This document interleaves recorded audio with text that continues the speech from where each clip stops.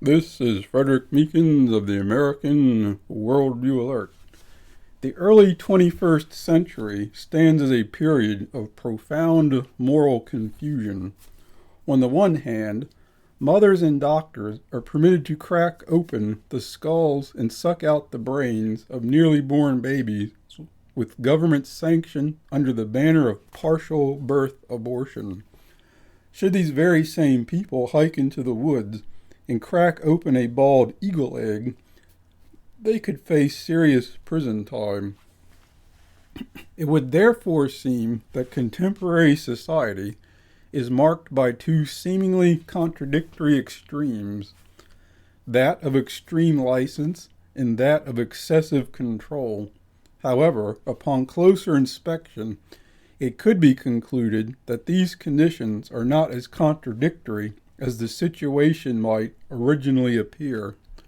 Rather, it would seem each is the result of the systematic removal of the ethical balance provided within the Judeo-Christian tradition, with its emphasis upon transcendent standards provided by an infinitely just and loving God. With the increasing complexity of knowledge and technology, those trained in the acquisition and use of this complex body of thought, those broadly referred to as intellectuals, have taken on increased levels of influence and responsibility throughout society. No longer does agriculture or manufacturing dominate society to the degree it once did. Futurists from Alvin Toffler to Newt Gingrich have characterized the current sociological epoch as information-based, with those manipulating this information from government bureaucrats to Hollywood producers exercising unfathomable power over the composition of the contemporary mind. Therefore, it must be remembered, as Lord Acton is believed to have said, absolute power corrupts absolutely. Through a historical process too complicated to detail to a significant degree in this brief analysis, the prevailing secular elite came to see the world around them and their associated intellectual systems as satisfactory explanations in and of themselves for the reality in which these thinkers found themselves. According to Philip Johnson in Reason in the Balance, this way of viewing the world, prevalent among the most influential intellectuals, is called naturalism.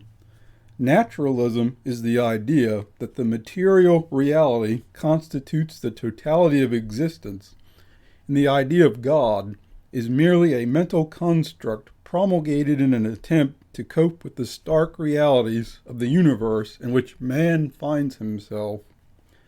The average person might naturally conclude that naturalism, by its nature, would confine itself to the issues of blunt, observable, scientific fact. However, naturalism has left the tedium of the laboratory and now seeks to influence fields as divergent from science as education, ethics, and government. It is through this set of paradigms, embracing the present material reality as the highest criteria of judgment, that the twin siblings of chaos and tyranny have become so prevalent throughout world society. No matter what the secular elites call their particular systems or what concerns these systems emphasize, it is the goal of the secular elite to remake man in the image of the prevailing secular elite. According to Alistair McGrath in Intellectuals Don't Need God and Other Modern Myths, prominent ideologies competing for the minds of men include Enlightenment, rationalism, Marxism, and scientific materialism.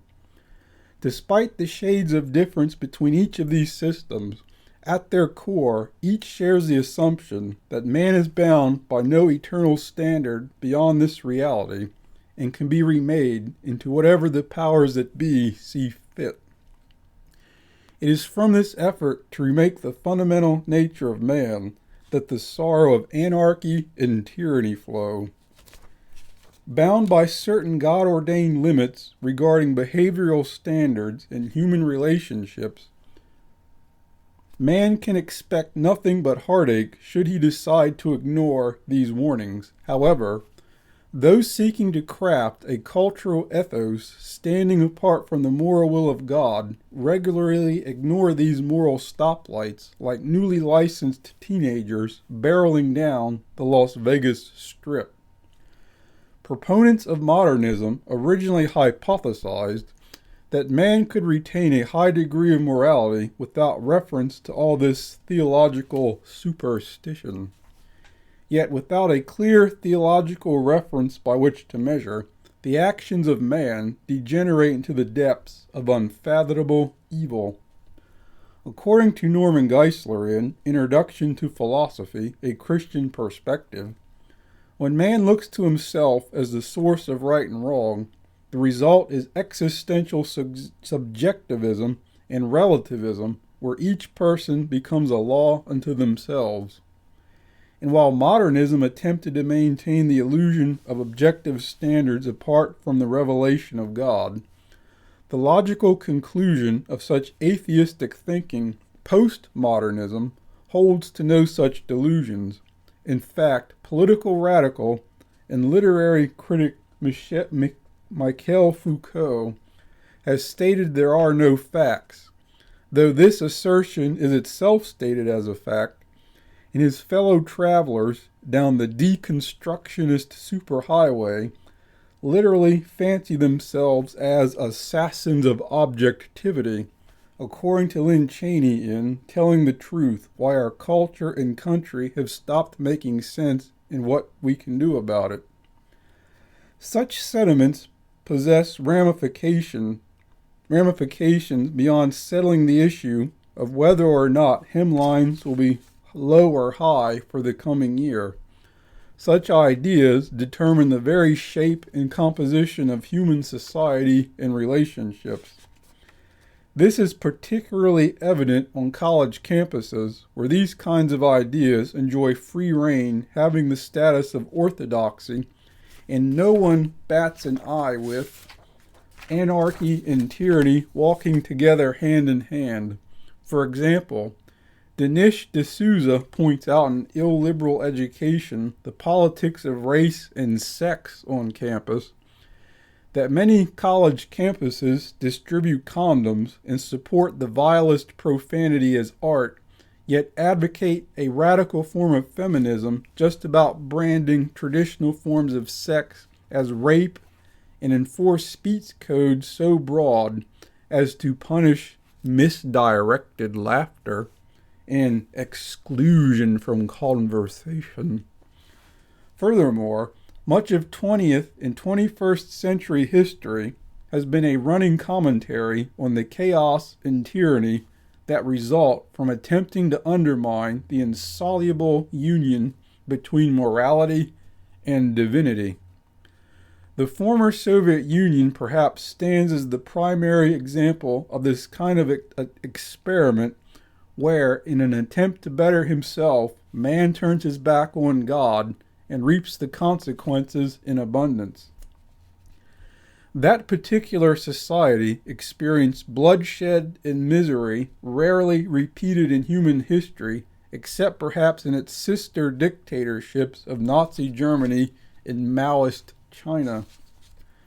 Without an objective standard as provided by the moral revelation of God, the state as embodied by the Communist Party was free to do as it pleased, such as changing the law at the drop of a hat, and then violate the law when it suited without any degree of institutional recourse available to the Soviet people. In his monumental Understanding the Times, David Noble quotes a communist functionary who said, "There is no God, no hereafter, no punishment for evil. We can do as we wish. I thank God, in whom I don't believe, that I have lived to this hour where I can express all of this evil in my heart." End quote. Few evangelical thinkers have been able to express the moral dangers of atheism in a more succinct manner. Standing in marked opposition to atheism and its law of the jungle and inherent antinomianism is belief in God and the corollaries of morality flowing from God's existence.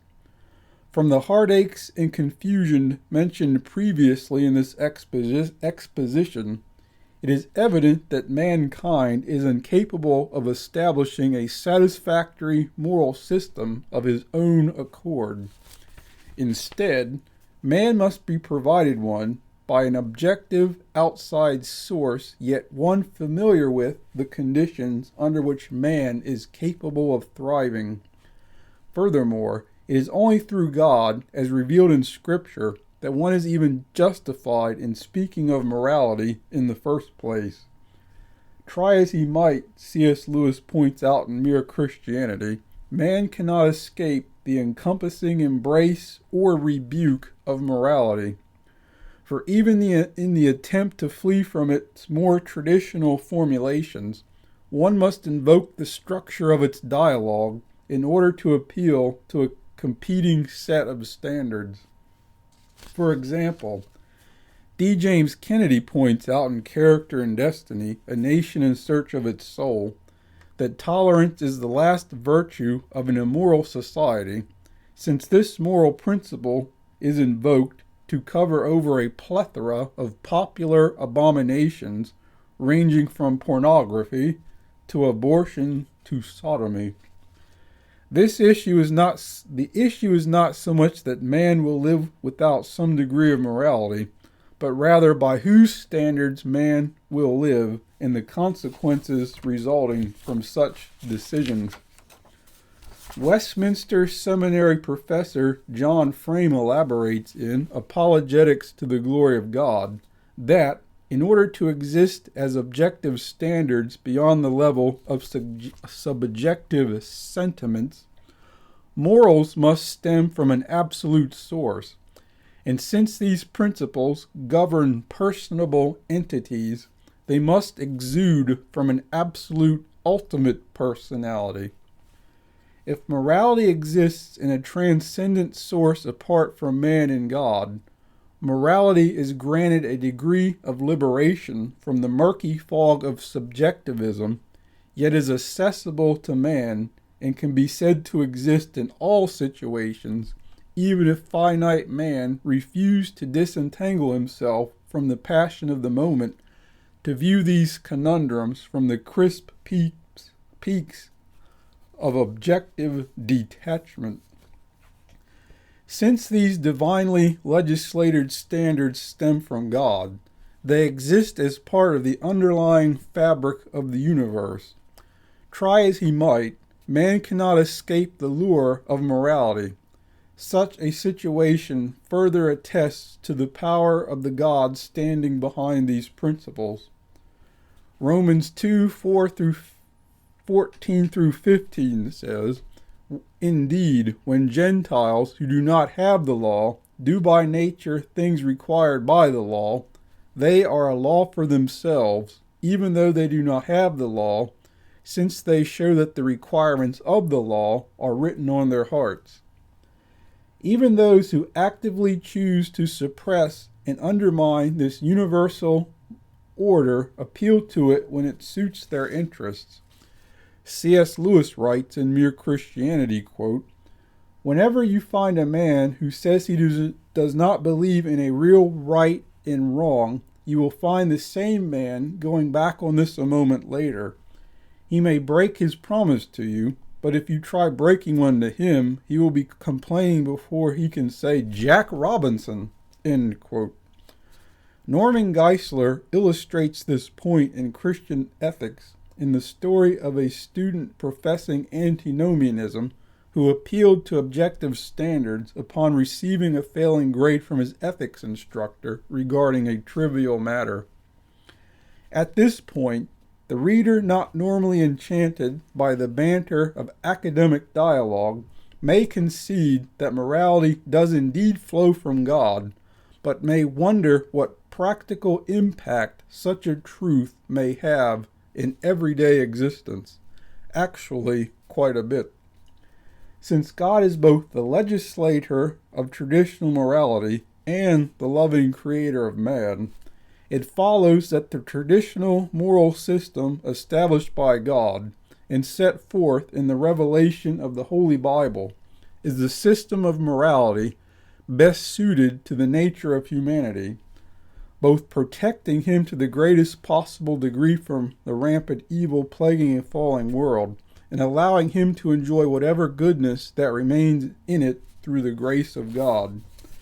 For example, God did not establish the rules surrounding marriage in order to toss a wet blanket over the fornication follies.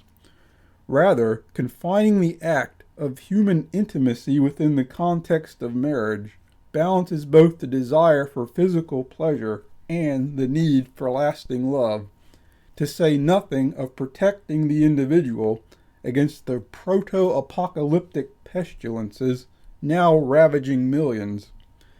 Instead of withering away like a forgotten memory as predicted by some, Tim LaHaye hypothesizes in The Battle for the Family that the family will in reality provide a foundation of stability in times of unprecedented social turmoil. The moral argument for God is far more than a dry academic proof found in seminary textbooks. Its reality is being made more concrete each day throughout the culture as the nation continues to drift away from its Judeo-Christian foundations. In Turning the Tide, The Fall of Liberalism and the Rise of Common Sense, Pat Robertson describes the two possible futures that await the United States. Americans can either repent of their wickedness and return to God and His standards, experiencing national renewal, individual well-being, and eternal salvation in the process, or the American people can continue in their sin and deny God's very existence, risking national decline, personal suffering, and eternal damnation as a result. The choice is up to you, with your eternal destiny and the welfare of your family hanging in the balance. This is Frederick Meekins.